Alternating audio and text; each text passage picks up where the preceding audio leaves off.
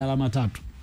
Kwenye suala la mstakabali wa mchezo wakati ya Simba na Yanga, Mheshimiwa Naibu Spika umeeleza wazi, kwa mujibu wa sheria za FIFA, wizara au serikali haiwezi kuingilia swala hilo. Swala la ligi linasimamiwa na TFF, linasimamiwa na bodi ya ligi, na kanuni haziruhusu serikali kuingilia mambo hayo, kwa sababu ukifanya hivyo FIFA itaifungia Tanzania. Sasa kwa ndugu yangu Swale na wanasheria wengine, hilo jambo ni sub judice, na kwa sababu ni sub judice siwezi kulisema. Nikilisema nitakuwa nimefanya makosa ya padri kutoa maungamo. Kwa hiyo tunaendelea na juhudi mbalimbali na mazungumzo yetu yaligusa kuhusu kuboresha mchezo wa mpira katika nyanja mbalimbali. Mheshimiwa Naibu Spika, nichukue tena kuwashukuru wabunge wote waliotoa maoni ya kwamba Rais Dr. Samia Suluhu Hassan amepewa tuzo kwa kufanya maendeleo ya michezo. Hakika Dr. Samia Suluhu Hassan amekuwa ni hidaya ya taifa letu. Dr. Samia Hassan amekuwa ni hiba ya taifa letu katika eneo la michezo, sanaa na michezo. Na mimi tunaunga mkono kabisa wazo hilo la wabunge la kuwa na aina maalum ya tuzo kwa Mheshimiwa Rais kwa kutambua mchango wake mkubwa katika sekta hii ya michezo, sanaa, utamaduni na habari. Kwa hiyo Mheshimiwa Naibu Spika, kuhusu masuala ya viwanja, niwahakikishie kabisa ndugu yangu Priscus Tarimo wa Moshi mjini kwamba tutatuma wataalamu kuja kuangalia swala la kiwanja cha Moshi, na ndugu yangu alikuwa hapa Mheshimiwa Tadeo Joseph Tadeo, naona ametoka, mbunge wa Mwanga, na najua kwa nini ametoka. Kama mlivyosikia tangazo la Mheshimiwa Rais wa Jamhuri ya Muungano wa Tanzania, tumefikwa na msiba mkubwa wa kuondokewa na mzee Cleopa David Msuya, aliyekuwa waziri mkuu na makamu wa kwanza wa rais, lakini ambaye pia alikuwa waziri mkuu wakati wa Mwalimu, alikuwa waziri wa viwanda na biashara na waziri wa fedha, na ni mzee ambaye ametoa mchango mkubwa kwa taifa. Kwa ndio maana haoni, lakini hayupo hapa, na yeye namhakikishia nitakwenda Mwanga kuona hivyo. Lakini ndugu yangu Edwin Sware, nitafika Lupembe, Njombe, ili kuja kuona eneo hilo na tuone na wataalamu ni jinsi gani pia tutaboresha uwanja wa Lupembe Njombe. Na iko sababu kubwa sana ya mimi kufika Lupembe Njombe, kwa sababu mama yangu mkubwa nilikokulia aliolewa na Lutangilo kutoka Lupembe. Kwa hiyo nitakuja huko. Ndugu, naomba kuhitimisha kwa kueleza kwamba baada ya mafanikio makubwa ya timu ya Simba, na sasa inaingia kwenye mchezo wa kwanza wa fainali ya kombe la shirikisho linaloandaliwa na CAF, ambapo klabu ya Simba inakwenda Morocco kupambana na klabu ya RS Berkane.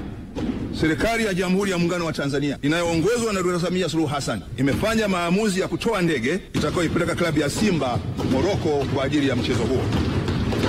Mheshimiwa Naibu Spika, naomba kutoa hoja. Okay, bwana, mmemsikia hapo Mheshimiwa Kabudi bwana. Lakini kulikuwa kuna vitu vingine bwana ambavyo sikuvitaja awali, kiwepo issue nzima ya Kariakoo Derby, mambo mengine ya miundombinu hasa kwenye engo ya ujenzi wa viwanja. Lilogusiwa hapo ni swala la Simba. Hivi Yanga na alipewa wakati ule? Yanga alipewa. Kuna kucheza finali yake Algeria, finali ya pili. Of course ujue wizara ndio ambayo ina oversee michezo yote ambayo unaiona inachezwa. Kwa hiyo wao lengo la jukumu lao ni kwamba kutoa hamasa na kutengeneza mazingira ambayo timu husika inapokwenda kucheza kwenye mashindano fulani kusiwe na sababu za nje ya uwanja ambazo zinaweza zikapelekea labda timu ikashindwa kuperform ndani ya uwanja, kwa sababu najua kwa safari ujue Tanzania na Morocco ni nchi ambazo hata idadi ya abiria ambao wanasafiri kutoka Tanzania kwenda Morocco kuja Tanzania ni wachache sana. Kwa hiyo kupata flight ya moja kwa moja Tanzania paka Morocco ni ngumu. Kwa hiyo unapita unachagua kati ya njia tatu. Whether upite Middle East, ambapo kama utapanda Qatar Airways utashuka utapitia airport ya Qatar. Kama utapanda Emirates utapitia Dubai. Kwa njia ya Ulaya kama utapanda Turkish Airways utashuka Istanbul. Kama utapanda Paris utashukia Paris, vyovyote vile. Na kwa Afrika ambayo hiyo mara nyingi huwa hawatumii sana ni airport ya Addis Ababa ya Ethiopia. Kwa hiyo just imagine timu itoke hapa isafiri iende hapa tuseme itumie airport ya Middle East ikashuke Dubai. Hayo ni mazingira mengine tofauti. Kwa hiyo mwisho wa siku sasa usilalamike kwamba nilifika Dubai hali ya hewa ilikuwa mbaya, wachezaji wakavuta hewa ya kule. Nyama yajiandae. Sana kiporo tarehe ngapi? Tarehe 11. Tarehe 11 tukaumwa tukashindwa kuperform.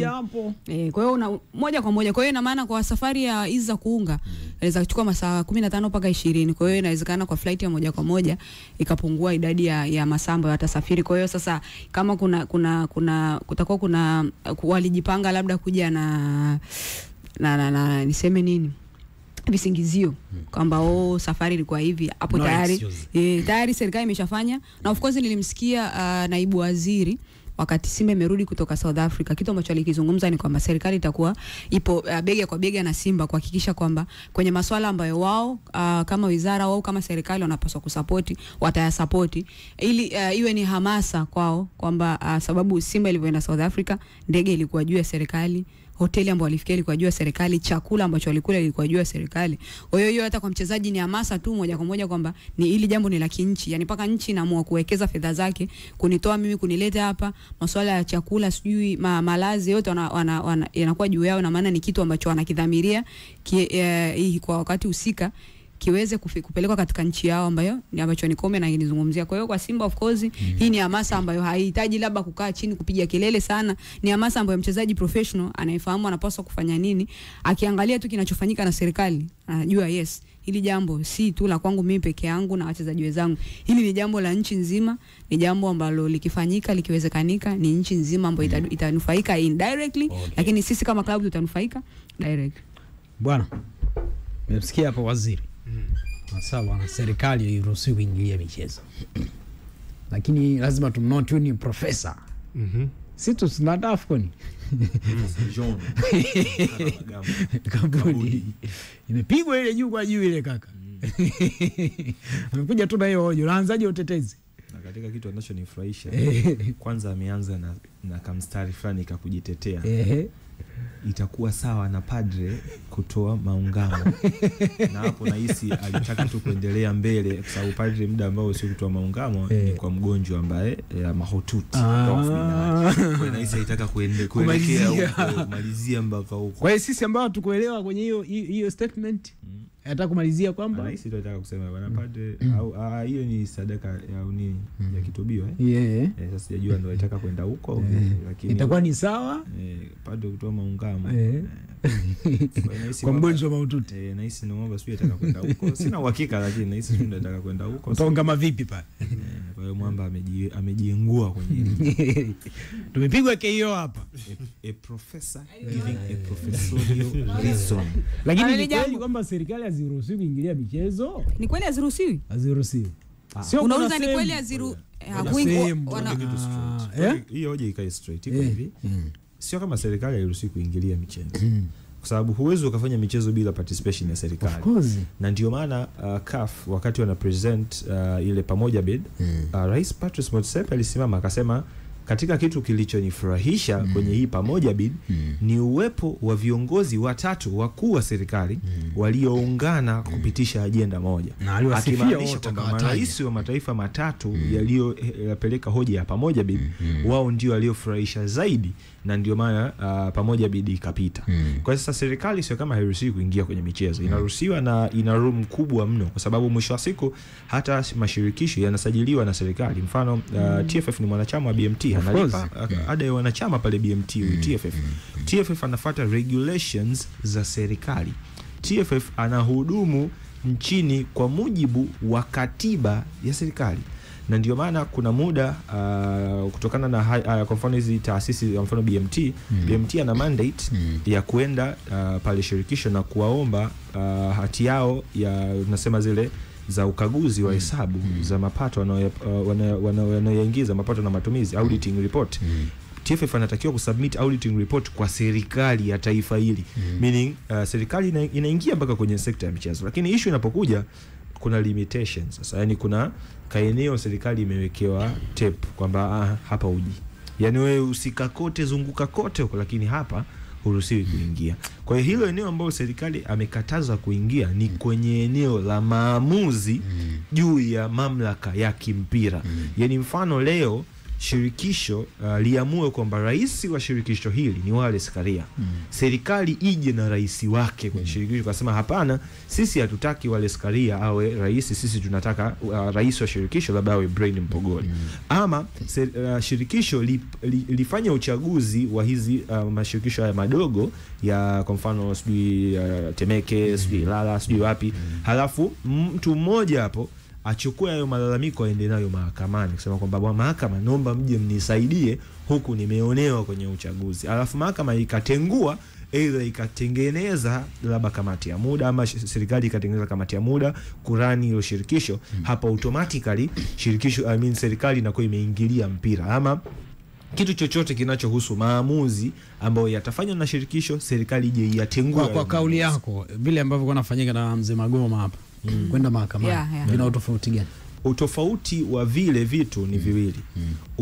Kuna taasisi ya Yanga as Young Africans Sports Club, taasisi ile, halafu kuna watu wanaocheza mpira wa Yanga kwenye maamuzi ya kimpira ya Yanga. Na ndio maana sasa hivi kwenye hizi nini unazita modern hizi za kuendesha timu kwenye muundo mpya wa uendeshaji wa timu, kwanza utaisajili kampuni, ambayo kampuni hiyo ndio kuingia kwenye transformation. Yes, kwenye hizi transformation kuna kampuni ambayo mwisho wa siku hiyo kampuni ndio inauza hisa nini. Halafu kutakuwa kuna hii taasisi ya Simba Sports Club itakayokuwa ina wawakilishi wake. Halafu sasa huku katikati hapo kutakuwa kuna mtu anaitwa CEO, ambayo mamlaka ya kimpira ndio yataanzia pale. Huyu ndio atajua na mwajiri nani, ndio atajua na mwajiri nani. Kwa mamlaka ya kimpira inaanzia kwa CEO kuja huko chini. Hawa sasa wengine ambao walienda kuwashtaki Mzee Magoma alienda kuishtaki taasisi ya Young Africans, ambayo hii taasisi imesajiliwa kwenye taifa hili kwa mujibu wa sheria za taifa hili. Mfano mzuri tukitoa hii ya Mzee Magoma, mfano ambao naweza nikawapa relevant ni mfano wa kina Evans Aveva, kina Godfrey Nyange Kaburu. Kuna kesi iliwakuta, wakafikishwa mahakamani, wakakaa rumande kwa muda, mpaka baadaye ambapo ikaja kugundulika wana hatia, wakatoka. Wale walienda kushtakiwa kwa sababu waliiongoza taasisi ya Simba Sports Club huku wakienda kinyume na taratibu za taifa.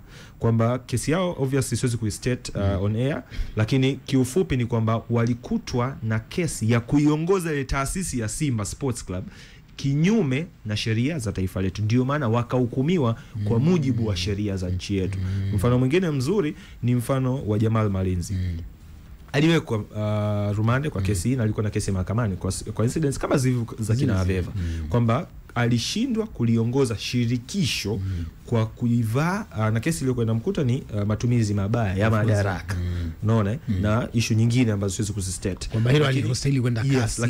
Lakini mwisho wa siku kwamba serikali ikaje, kwa sababu nimekwambia kuna ile ripoti ya mapato na matumizi auditing, lakini pia TAKUKURU inaruhusiwa kuingia kuzikagua hizo taasisi. Kwa hiyo TAKUKURU akiwa na mkono wake mrefu anafika kwenye taasisi, anagundua hapa kuna mazingira ya rushwa. Hii rushwa imefanywa na nani? Hii rushwa imefanywa na mtu fulani. Anachukuliwa huyo mtu kwa sababu ameviolate sheria za nchi. Lakini mwisho wa siku mfano mwingine mzuri zaidi ni mfano ambao uliwakuta FIFA, ambao wao ndio wazazi wa mpira wa miguu duniani.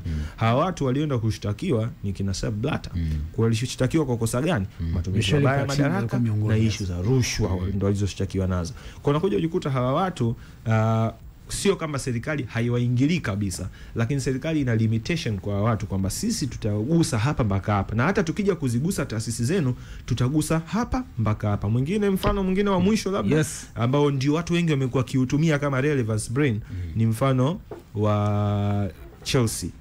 Namna ambavyo Roman Abramovich aliondoshwa kuondoka pale UK. Yes. Huo ndio watu wengi akisha serikali siingilia na kupa huo mfano. Mbona Roman Abramovich serikali iliingilia? Mambo ya diplomasia. Kiufupi ilikuwa Urusi na UK. Roman Abramovich alishtakiwa as a businessman. Roman Abramovich mfanyabiashara, sio kivuli cha Chelsea. Yes, mfanyabiashara wa Kirusi anayefanya biashara zake ndani ya taifa la England. Roman ndo alishtakiwa. Sasa ukishtakiwa Roman Abramovich, wanaoathirika ni akina nani? Ni watu ambao unawaongoza. Chelsea aliathirika kwa sababu aliyeshtakiwa alikuwa ni kiongozi wake, bosi wake Roman Abramovich. Ndio kuishi mishoni na baadaye aliondolewa Uingereza nini, akaomba sijui atambulike kama raia wa Israel, lakini wakakataa kwa sababu tayari na passport ya Urusi. Kwa kinisho kwa kinaendelea kwa Chelsea ni kwamba bosi wa Chelsea Roman Abramovich ndiye ambaye alishtakiwa. Taasisi ya Chelsea ambayo inamilikiwa na Roman ikaathirika kwa sababu bosi hayupo. Na mwisho wa siku kuathirika huko iliwalazimu sasa serikali, kwa kutambua umuhimu wa Chelsea, serikali ilifika hatua, wizara ya michezo ya England ndio ilienda kuimiliki ile timu kwa muda, kwa sababu walikuwa wanashindwa kuishi kwenye kanuni za EPL. Tukumbuke kanuni za EPL zinataka klabu, kuna kiwango cha pesa lazima uwe nacho kwenye akaunti yako ili utambulike kama klabu